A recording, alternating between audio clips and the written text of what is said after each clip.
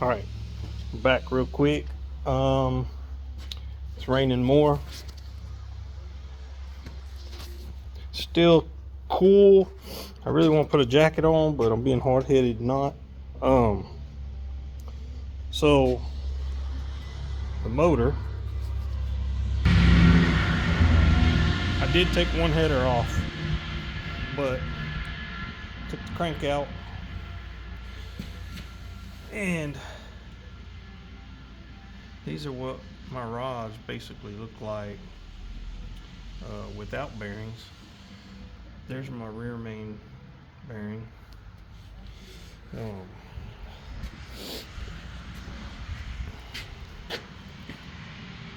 there's a rear main, or not, yeah, crank main, crank main, crank main. I gotta wipe it down. They really don't look that bad. The rods.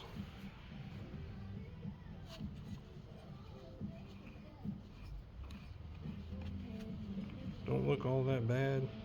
They look pretty normal to me for the most part. I see some wear here and there.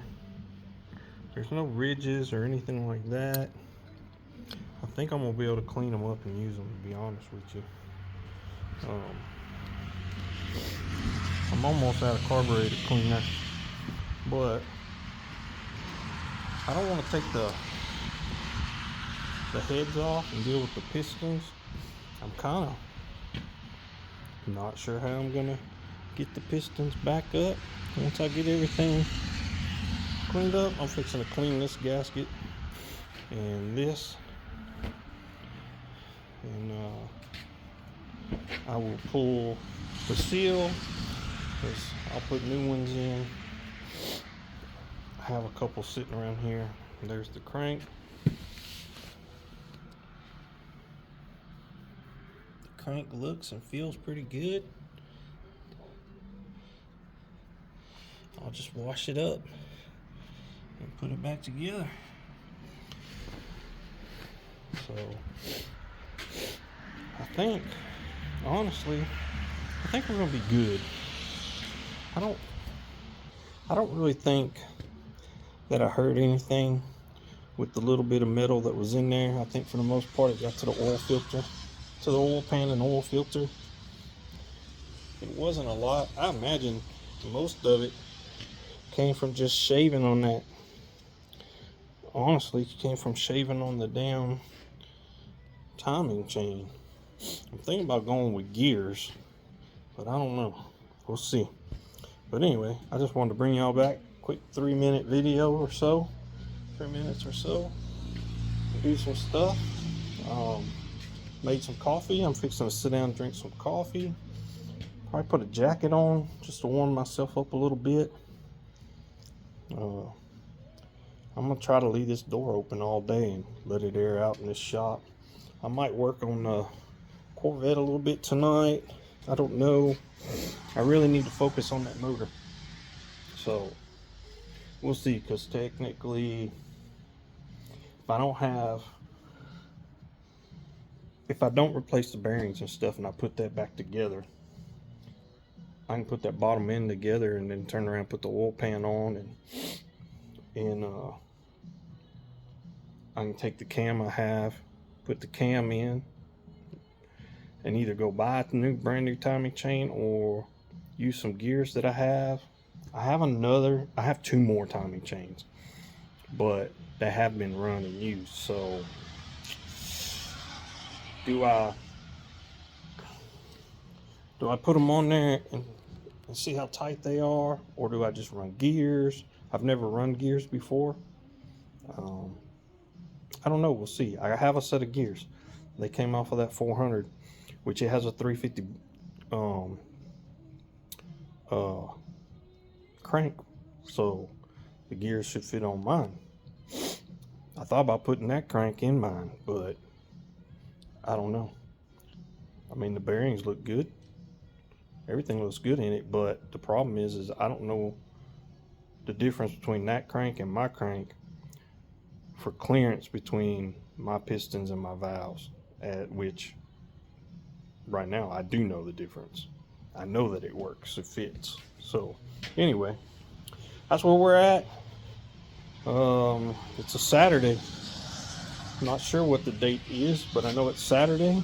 And I took all my calipers off the race car last night. On the back too, kind of hard to see. I don't have a light over here, but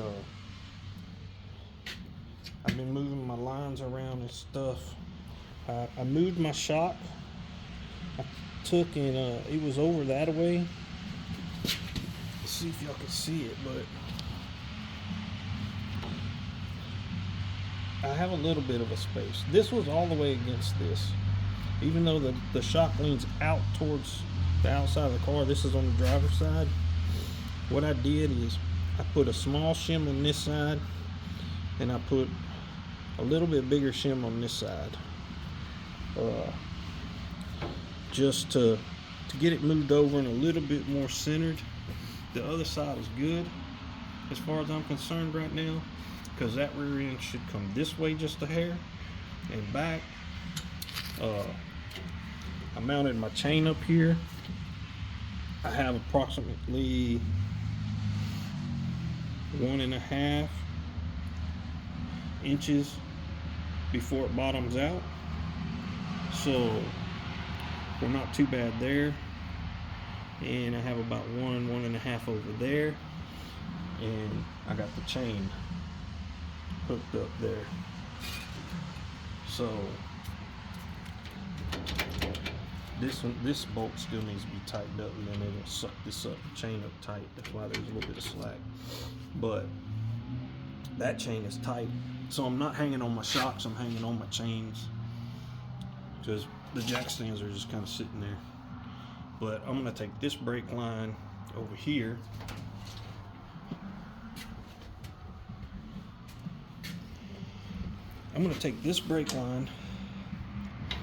and I'm gonna move it to the front and replace the stock one.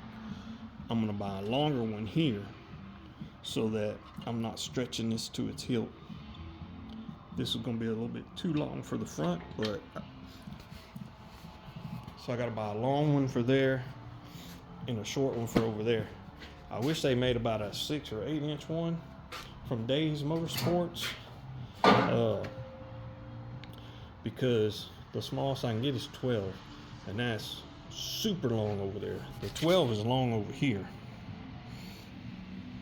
You see, this caliper is already new, but that's a stock Chevrolet brake line. I'm gonna take that off. But what I can do, so I'm gonna put this right here on there. So, and the other one I'm gonna put on the front too. So really I only need one line. But anyway, this is pretty long to go here to there. So what I can do, if I'm gonna put it on, if I don't like it, what I'm gonna do is I'm gonna unscrew this, and I'll just take this line which comes back here, and I'll just bend it probably right here, and I'll loop it. I'll make a bend in it, just a curve along the frame, and bring it back so it'll suck it up, and that other brake line will come up. I'll find a way, somehow, some way to make it work. But I gotta get an adapter. I need an L here so that I can make this work, because you might be able to see it better on this side. If I go this way, as you can see, it's gonna hit my shock. So I'm gonna put an L, come out this way, and then come up. But as you can see, look how long that line is to where I gotta go. Basically right there. all the way up here. I do need, you know, you do need some movement there, so we'll see. Like I say, this line goes all the way over to there. I can make a sharper bend here, come up, come over. My phone's upside down, y'all. Try to stay with me. Oh, I'm moving. Let's see if I can drop that down a little bit. But I can bend this line, this metal line, in a couple different places. I can go over there, and I can bend it and run it down towards the bottom of the frame more instead of up so high, and that'll put a curve in it.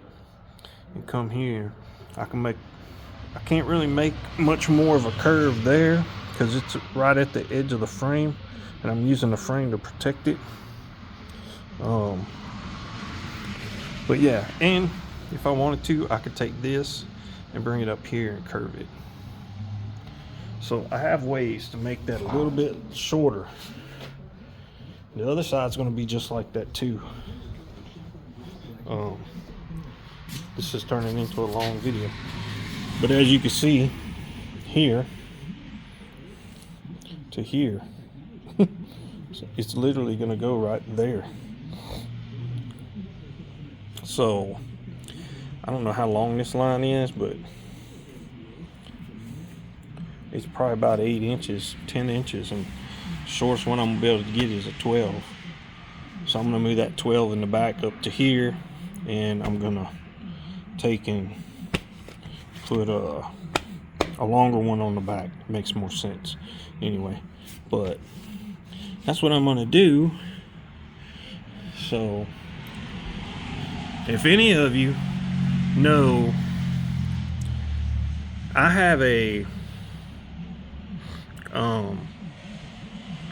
what do you want to call it, like a dyno sheet for shocks, right? For these shocks, one says force and something, and another one is like top number equal high something. Anyway, I'm trying to figure out if I can use those to tell myself the compression and the rebound on these shocks,